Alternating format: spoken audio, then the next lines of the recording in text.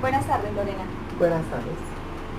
Lorena, te agradezco el haberme aceptado la invitación a esta entrevista, que quieras compartir conmigo pues un momento de tu tarde. También te agradezco que quieras colaborarme con el ejercicio académico y pues como te comentaba ya en el consentimiento firmado que tuviste en tus manos, el tema central de la entrevista pues es historia de vida, entonces todas las preguntas que te voy a hacer van a ir enfocadas hacia este tema, hacia la historia de tu vida. Ok. Entonces, pues como cada historia de vida, iniciemos por tu niñez. Quiero que por favor me comentes un poquito sobre cómo fue tu niñez. Bueno, mi niñez fue de una crianza muy, como le digo, de campo. Siempre fue en fincas, nunca conviví en la ciudad. La ciudad la afronté después de que llegué a los 17 años, porque llegué a convivir con la sociedad de la ciudad. Antes siempre viví en el campo. ¿Quiénes integraban ese núcleo familiar cuando eras niña? Mi padre, mi madre, dos sobrinos y mi persona. ¿No eras hijo único? Soy hijo único, pero mi madre por aparte tiene tres hijos, pero no eran de mi papá. Entonces, por eso digo sobrinos, porque ella eran hijos, pero de una media hermana.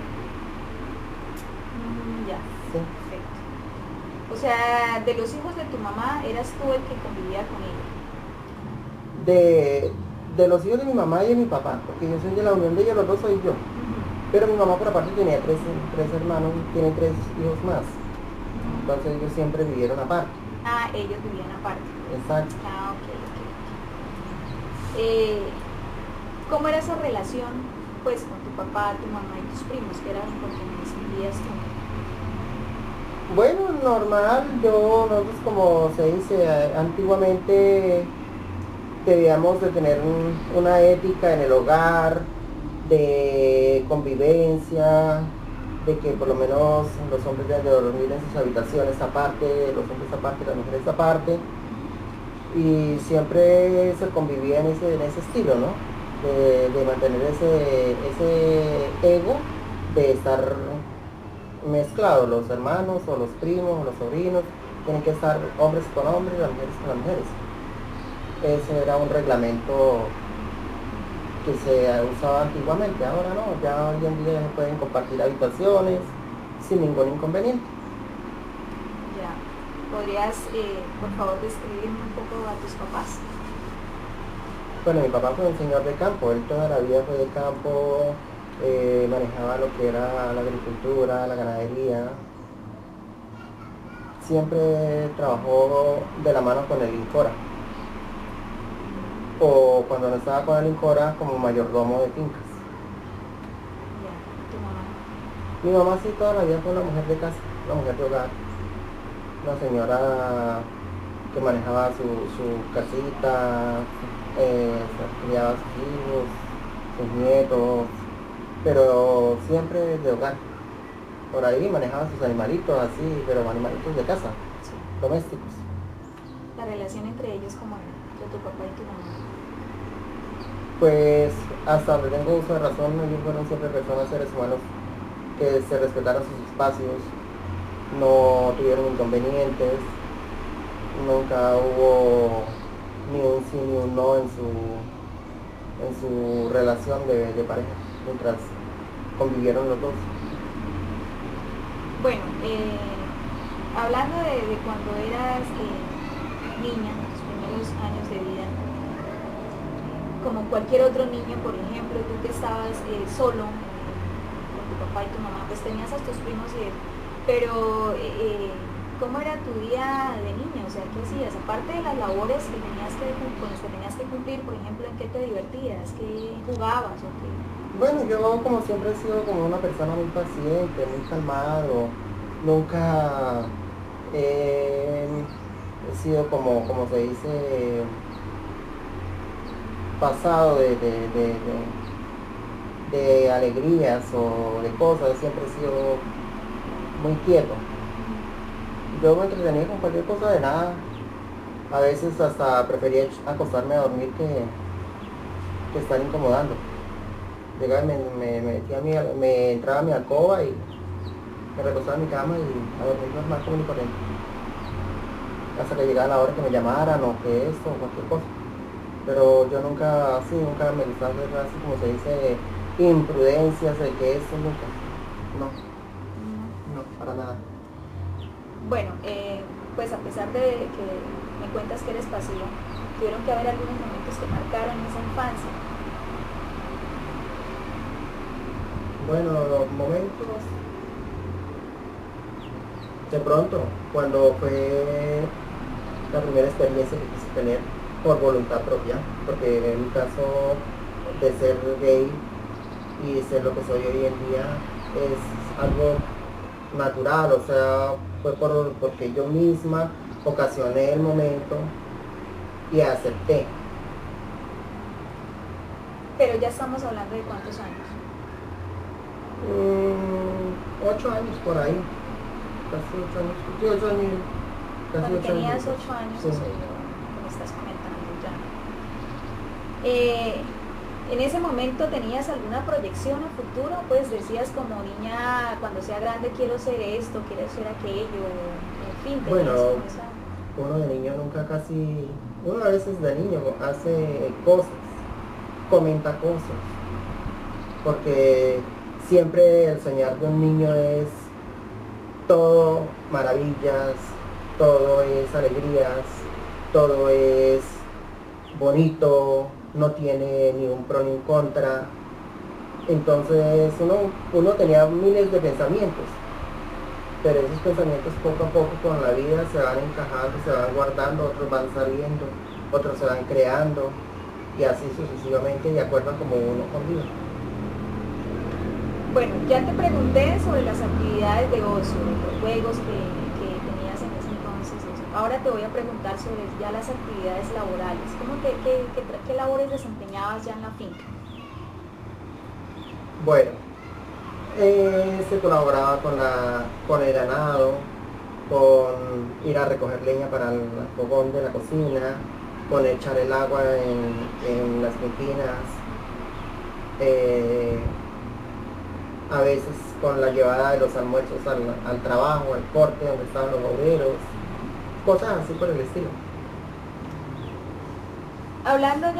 Volviendo ya a la cuestión de integración como familia y volviendo a que los que convivían bajo el mismo techo eran 5 personas, tu papá, tu mamá, tú y tus primos, 5 o 6 personas. Pero ¿qué sucedía, por ejemplo, cuando los visitaba otra familia? ¿Te encajabas bien con ellos, compartías, te integrabas normalmente con ellos? Pues, ¿O escogías a un grupo o escogías a...? Sí, cuando veía que eran personas, o sea, que llevaban niños, como normal. Los niños somos niños y hacíamos cosas de niños, o sea, nos reuníamos, nos poníamos a jugar, pero siempre era el grupito, las mujercitas a un lado, los niños en el otro, y yo con el grupo de las niñas y los chicos allá, y a veces me llamaban y no me gusta, o esto, o me regalaban cualquier juguete que fuera varonil, y el primer niño que llegara a la casa lo llevaba. Sí. Me regalaban un carro, me regalaban una pelota. El primero que llegara a la casa lo llevaba. ¿Te sentías más cómodo jugando con la niña? Exacto, yo por lo menos, yo me recuerdo tanto que una vez, hace años atrás, con mi madre, salimos al Parque del Centenario, cuando eso era el San Andresito ahí. Y yo me quedé mirando una muñeca. Y yo miraba la muñeca y yo miraba a mi mamá. Miraba a la muñeca y miraba a mi mamá. Entonces mi mamá me decía, ¿pero qué tiene? ¿Qué pasó? Digo, que mire, la niña se parece a usted. Le decía yo. La niña se parece a usted. Entonces dijo, no es una niña, es una muñeca. Pero se parece a usted. Y llegó en el momento una señora con una niña. Y la niña también le gustó la muñeca. Y la niña viene a cogerla. Y le dejaron que escarchera a China. La muñeca es mía. Delante todo el mundo.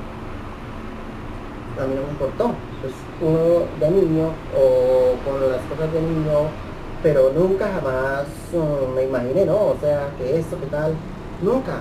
Sino que yo vi la muñeca y yo la miraba a mi mamá de ojos azules, divinos, blanca, mona natural, churca, y la muñeca mona de ojos azules, blanca, de labios rosados.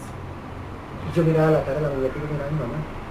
Me parecía que tan idéntica a la persona mía de la cara de mi madre, hasta que le armé el escarchero y se vio en la obligación de comprarme. Pero tu mamá lo hizo fue por el escarchero. como tú lo dices. Complaciéndome en el sentido de que yo le decía que una muñeca que se parecía a ella, que era una niña, que era mi hermana, que era la niña. Pero yo en el momento todavía no tenía esa certeza o esa seguridad de lo que yo iba a hacer hoy en día. Estaba sí como con esos dotes de que yo veía cualquier cosa femenina y me llamaba muchísimo la atención. No sé, las cosas del destino. ¿Qué sucedió con la muñeca cuando ya llegaron a la casa y ya no estabas alterada, ni irritada, ni... Mejor dicho, me volví la persona más feliz del mundo y todas las chinas llegaban a jugar conmigo. Sin menester de nada de eso, teníamos el horario perfecto, nos reuníamos y eso, mejor dicho, la muñeca era el centro de atracción de ellas. Para mí la muñeca era mi hermana. Sí. Y todas conmigo jugábamos. Bueno, es decir que en ese entonces, hablo de tu niñez, te complementabas mucho mejor con las niñas que con los varones. Claro, porque siempre la crianza antiguamente tenía que ser muy drástica, de que los hombres tenían que hacer cosas muy de hombres y las mujeres muy de mujeres. Y tú no te sentías como... No me sentía encajada en ese cuento, porque yo siempre me inclinaba mucho más por lo suave, por lo frágil, aunque a veces hacía cosas masculinas, pero no tampoco tan de mucho peso para no sentirme malo, para poderlas ejecutar. Bueno, ya hemos hablado pues ya de parte de tu historia de niña, de tu familia, de quienes convivían. Ahora yo quisiera saber en qué momento se dio como esa transición hacia cuando dijiste, bueno, lo que yo quiero es esto, me enfoco por esto. ¿Fue de niño, de adolescente o ya de adulto? No, yo vengo con mi instinto sexual desde niño. Lo que sucede es que uno cuando está pequeño, uno siente como ese temor a veces de decir lo que uno piensa o lo que uno se siente capaz de ser, porque dentro del ámbito del hogar hay que guardar ciertas pautas, ciertos momentos de respeto y ciertas cosas. Entonces uno se cohíbe de mucha realidad y de mucha situación para uno poder ejecutar. Simplemente digo un lapso de un tiempo. Ya después de la edad de los 13, 12, 13 añitos para acá empecé a tener mucha más aceptación, o me inclinaba ya a lo contrario. Ya no me inclinaba tanto por las niñas. Ya pasé a vincularme directamente al vínculo de amistad varonil. Pero ya yo veía y iba marcando mi territorio, iba poniendo mis puntos y me iba enfocando en qué persona era la que me llamaba la atención. Te llamaba la atención, pero no te enfocabas hacia el grupo varonil para convivencia normal, es decir, para compartir una fiesta, para compartir un juego, sí, para exacto. compartir alguna... Sí, hacíamos como se dice, la convivencia, pero no digamos en festejos, porque uno cuando vive en el campo no tiene mucha oportunidad de compartir para una fiesta o qué sé yo. Las fiestas se hacían en las escuelas. Entonces en esos tiempos uno llegaba y entraba a la escuela para compartir con los compañeros, con las compañeras y todo, pero ya ahí ya había una inclinación fija, directa, que eran los hombres. Ya las niñas eran el aderezo para coger cierto tape de las cosas, pero no en sí lo que yo esperaba o lo que yo buscaba. Bueno, en esa transición pues obviamente en la transición de niño a adolescente pues hay muchos cambios físicos, tú los viviste como cualquier persona. También viene acompañado de cambios emocionales, que también los viviste como cualquier persona. Pero al enfocarnos un poquito más a ese acercamiento que hiciste en ese momento hacia los varones, ¿fue por compartir en el grupo o porque te llamaba ya más la atención el varón como Exacto, tal? ya porque ya tenía yo, como le digo, mi vida ya la tenía yo enfocada en sí, a qué era lo que yo buscaba. Entonces yo le ponía como se dice, el ojo a cierta persona, entonces yo buscaba la manera de tratar de llegarle de eso, de cierta o X o Y manera, pero como quien dice, para no de entrar de frente, sino saberle llegar a la, sí, tener como ese swing, ese sex appeal, de uno poder demostrar a la persona ciertas cosas, que esto, que tal, pero siempre hay un temor, o no es un temor, sino esa capacidad que uno a veces la tiene, pero que no la explota, porque o es el miedo, o es el momento, o no es la persona indicada.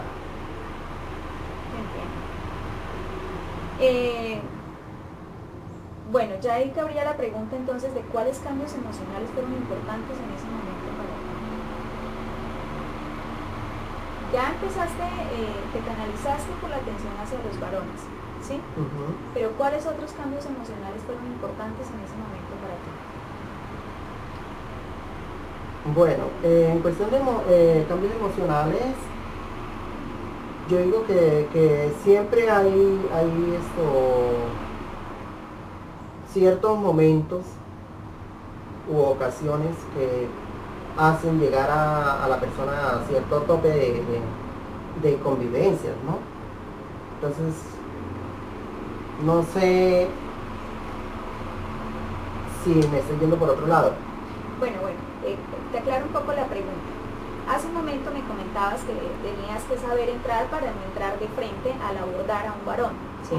Entonces en ese momento, ahí es donde pregunto, ¿qué otros cambios emocionales empezaste a vivir en ese momento? Es decir, no podías abordarlo directamente porque ibas a ser tildado de una u otra manera. Entonces, ahí qué empezaste a pensar, qué empezaste a sentir cuando querías, pero como que sí y no, o sea, querías pero no podías ser tan directo? Sí, en ese sentido, pues ahí yo me daba las mil y una maravillas de buscar ciertas cosas. O sea, yo por lo menos trataba de que tenemos que hacer algún trabajo, que bueno, hay que organizar alguna tarea, digamos, de alguna exposición, o que hay que por lo menos a veces hacer un cuestionario que antiguamente se manejaban los funcionarios para los periodos y eso. Entonces nos reuníamos entre 3, 4 y hacíamos el cuestionario, lo repasábamos, hacían cada uno, sacaba 10 preguntas, lo hacíamos y nos hacíamos quizzes entre nosotros, pero entre el grupo varonil. Y ahí empezaba uno a rotar el papelito, a rotar ideas, a rotar cosas, a escribir cosas. Y empezó a suceder que uno cuando quiere ciertas cosas, pues uno busca la manera, pero que esa manera sea también no con el fin de afectar a otros terceros, ni con el fin de ser uno afectado, sino con lo contrario, de que se den cuenta y de que se note, pero que sea bien aceptado. Porque al uno sentir ese rechazo, eso es lo primero que uno de una vez se busca y se pone de una vez en un escudo. ¿En algún momento sentiste ese rechazo que me estás diciendo? En varias veces. De mi adolescencia varias veces. Porque como le digo, anteriormente, hace unos años atrás, la ética era bastante marcada. Hoy en día ya no. Hoy en día ya están saliendo seres con mentalidades muy abiertas, con pensamientos muy sublimes o muy, digamos, esporádicos a la vida. O no sé si es que ya los preparan o vienen ya como con ese don de que traen un norte bien fijado. no es nada comparativo a la era de antes. Bueno, ya que estamos hablando de la diferencia en la actualidad y la diferencia en aquella época, ¿qué sucedió con tus papás cuando decidiste decirles, no, yo quiero hacer esto, a mí me Pues gusta para esto, ellos me fue camino un por poco, acá"? en especial para mi padre, fue un poco duro, porque vuelvo y lo digo, la crianza y la religión, la ética varonil antigua es bastante arraigada, bastante puesta, muy casta, y era una crianza que tenía o se debía de realizar o llevar a cabo de acuerdo a como la pautaran dentro del hogar. Entonces, cuando ya en el momento en que el hombre fecunda, pues él aspira o en ese momento aspiraba que le naciera el hijo varón. ¿Sí? Al nacer cae la felicidad más grande del mundo, que tal, que el niño, que eso, que lo otro. Pero no se detienen un poquito a pensar que sí, nació un ser humano, que viene con un pensamiento, con un corazón y con unas ideas totalmente diferentes a los pensamientos del ser humano procreador. Bueno, la situación se dio difícil con tu papá, pero difícil ¿a qué grado? A tal grado que dejó de hablarte. Sí, duró 2 meses conmigo que no me dirigí la palabra, pero esos 2 meses para mí me sirvieron para poder demostrarle a él que lo que yo le decía era la realidad. Lo que yo buscaba era de que él se diera cuenta de que yo no iba a ser la persona, digamos, que me gustara ser una mantenida, que yo voy a estar en la casa y que yo hago lo que yo quiero y entonces me tienen que aceptar porque yo soy así, que yo esto, que yo aquello. Todo lo contrario. Yo lo que traté fue de que él se diera cuenta de que yo sí estaba buscándome un ritmo de vida totalmente diferente. Yo lo iba a afrontar para sobrellevarlo y poderlo sacar a flote y enfrentar la vida de la cotidianidad. Más aquí en la ciudad, que vive una sociedad uno totalmente distorsionada, una sociedad que no tiene convivencia, que no sabe de ética. O sea, el que la aplica, o si la aplica no la predica, y si la predica no la aplica, y entonces se vienen los contrapunteos. Hablamos de que a tu papá le dio muy fuerte la noticia, duró un periodo de 2 meses que no te habló, en fin. ¿Esto quiere decir que tu mamá, por el contrario, sí te apoyó? Sí, ella me apoyó, pero yo para que ellos tomaran un lapso de tiempo de poder aceptar las cosas, yo me fui de la casa durante una semana.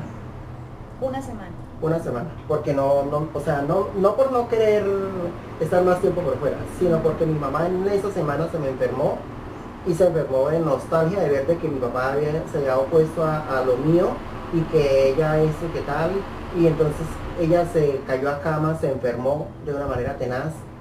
Yo alcancé a irme lejos porque yo iba buscando la manera de salir de irme lejos donde yo no supiera nada de ellos ni nada de eso. Entonces yo me fui en esa semana fui a parar a Cúcuta Norte de Santander. Fui por allá, llegué allá y allá estuve con las de mi gremio hace muchísimo rato ya. Casualmente con la persona con la que yo llegué ya no existe. Yo después llamé a la casa un viernes cuando me dicen no, que venga, que su mamá está así, que su mamá está pesado, que tal. Yo hablé con ella y lloramos las dos por teléfono. Fue algo muy dramático y no me resistí y me tocó devolver. O sea que de parte de ella sí sentiste un apoyo. Claro, sí. Bastante, porque usted sabe que el corazón de madre es algo verdaderamente invaluable. Sí, claro que sí. Bueno, ya saliéndonos un poquito de cómo recibieron tus padres la noticia o la situación en ese momento, ¿cómo lo recibieron las demás personas alrededor? Bueno, ese es otro punto de vista, porque como ahí en la cuadra donde yo vivo, del barrio donde yo vivo, pues todo el mundo me veía como el niño y todo y eso. pero ya sabían más o menos cómo era que iba el agua al molino, porque usted sabe que los hombres ya tienen ese olfato. Y yo siempre me ha gustado jugar mucho baloncesto. Pues me la pasaba, hace unos 5 o 6 años atrás. Ahorita pues muy de vez en cuando se podía una cancha. Y yo me la pasaba jugando. Entonces fue cuando ya dije, bueno, pero ¿yo qué hago? Yo quiero hacer esto, yo quiero aprender. Y decidí irme a la zona de tolerancia del centro de Bucaramanga. Allá me hice amiga de unas travestis y empecé a trabajar con ellas como la empleada del local, hacerles el aseo, a mantenerles el negocio y a convivir con ellas en el día y en la noche estar en la casa. Bueno, Lorena, aclaremos un poquito. Tú te fuiste para la zona de tolerancia, pero tu sitio de trabajo como tal era un salón de belleza, ¿cierto? Sí, exacto. Okay, bien. Y eso era lo que tú querías aprender. Exactamente, sí. En sí, entonces, la situación con las personas del entorno, cuando ya la situación se destapó por completo, como dijiste tú hace un momento, para ¿fue mí normal fue algo muy normal, porque ya ellos sabían más o menos y veían más o menos el rango de lo que yo iba tallando para el punto de donde yo esperaba llegar. Es decir, que ellos ya habían O sea, lo que yo quise tratar de hacer fue eso, de hacerle ver a la gente normal, a los héteros vecinos, de que yo, por el hecho de ser lo que soy, no soy ni más que ellos, ni menos que ellos, para que no me fueran a denigrar, ni me fueran a tildar, ni nada por el estilo. Lo que yo quise fue tratar de como que tuviera un acercamiento, aunque hoy en día, pues, ya con ellos no hay ningún roce de ningún tipo de amistad, ni nada por el estilo. Yo en mi casa, ellos en la de ellos, y paré de contar. A eso iba, a preguntarte, bueno, en ese entonces tu objetivo fue ese, que fueras bien recibido en ese entorno. Exacto. Hoy día, ¿cómo es tu relación con las personas alrededor?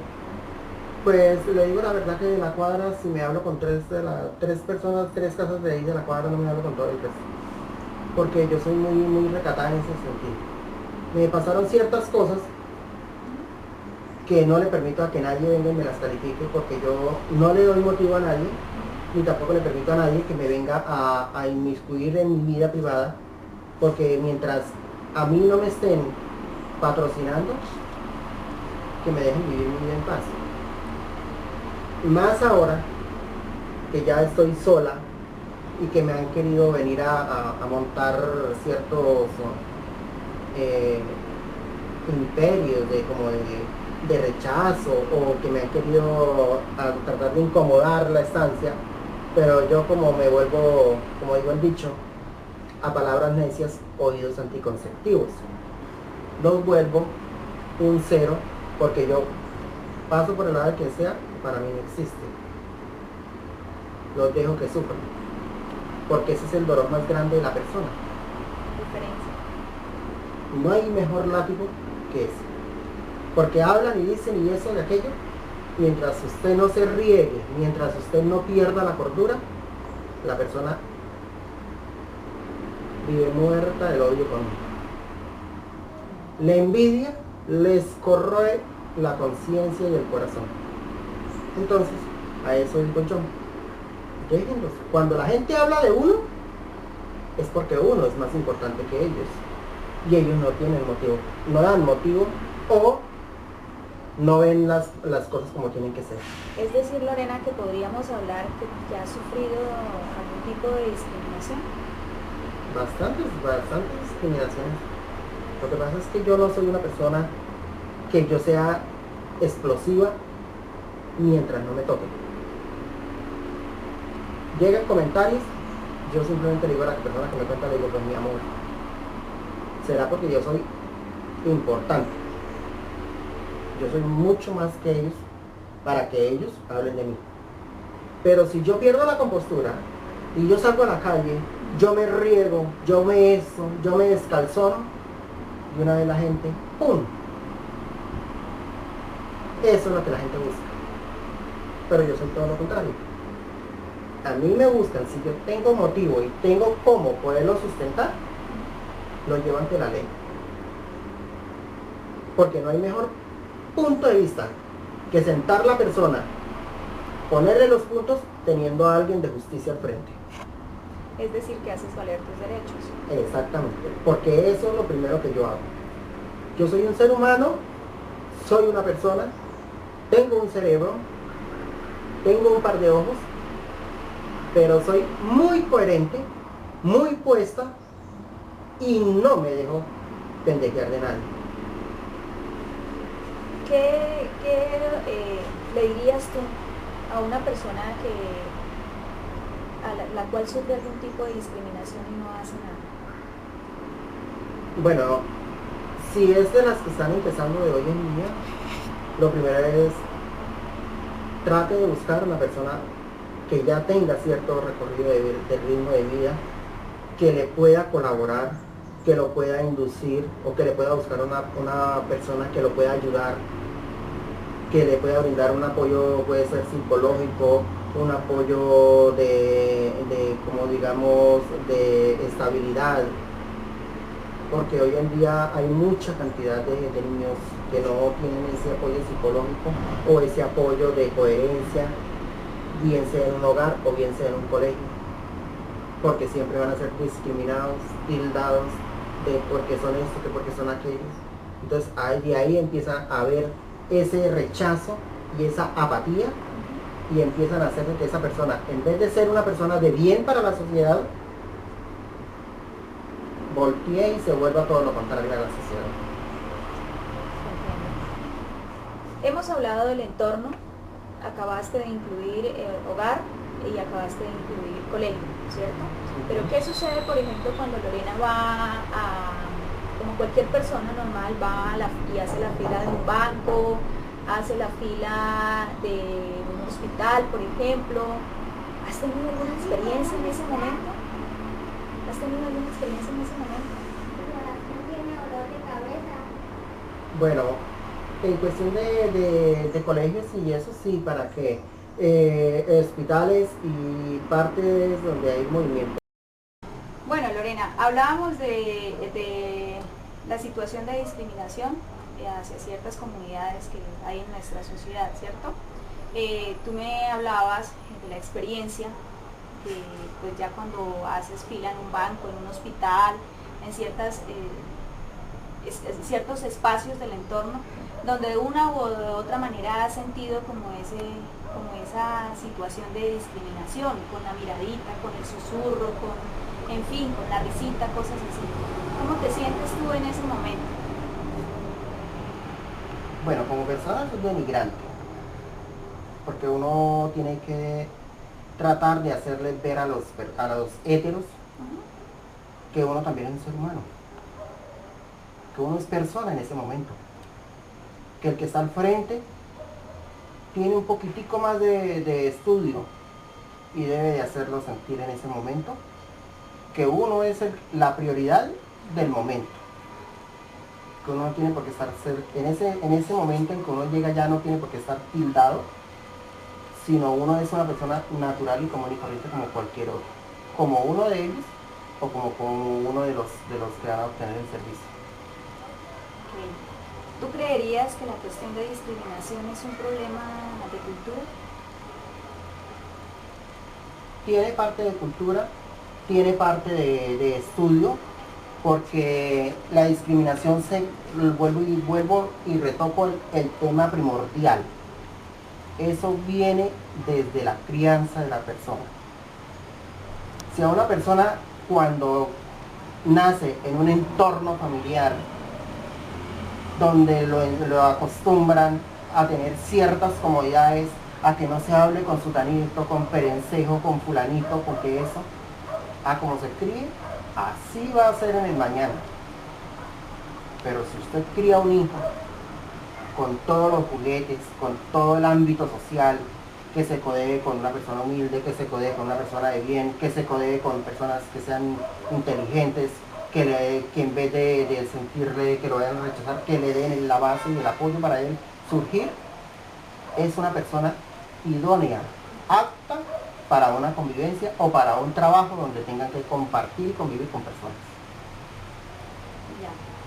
Ya saliéndonos de la cuestión de la discriminación como tal, me gustaría preguntarte si en este momento tú tuvieras la posibilidad de cambiar algo de tu vida, ¿cambiarías algo? Bueno, eso estaría como si yo fuese Dios. Porque el único que puede cambiar las cosas es Él. Ya retroceder el reloj no se puede. Y si yo tuviese la oportunidad de nacer nuevamente, no, porque me siento orgullosa de ser lo que soy. Demostrándole a la juventud, a las personas maduras, a los héteros y a los no héteros, que hay que ser primero que todo persona, ser humano, ser capto y ser inteligente para uno poder sobrevivir en una sociedad de la actual de hoy en día. En este momento, ¿qué planes tienes? Bueno, en este momento el único plan sería enfrascarme en mi vida y seguir siendo lo que soy, pero con más auge. Darle a entender a la gente que soy sola, de que vivo sola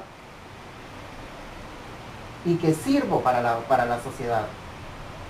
Porque yo no soy de las personas que estoy, sin discriminar a mis amigas, ejerciendo o ejecutando ciertas labores que pues en lo personal para mí no lo veo éticamente, digamos, como tan en cierto beneficio bueno, pero sí a mis amigas les ha traído muy buen porvenir, muy buen estatus, pero como le digo, cada ser humano es un mundo y un planeta.